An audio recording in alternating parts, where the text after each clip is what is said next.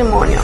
If you sell a house or you help someone buy a house and you guys end up the transaction in good terms, I don't see why someone wouldn't give you a review or a video testimonial.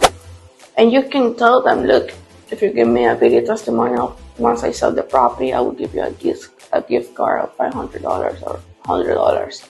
That would be symbolical for a friendship. You need testimonials.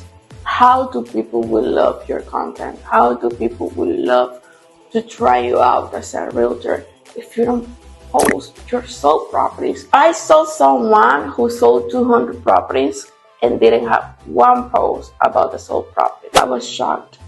People need to know that you do sell houses, that you're active, that you're doing something in business, that you are in business. More importantly, you need to, it's something that you're gonna annoy people. People like to see other wins.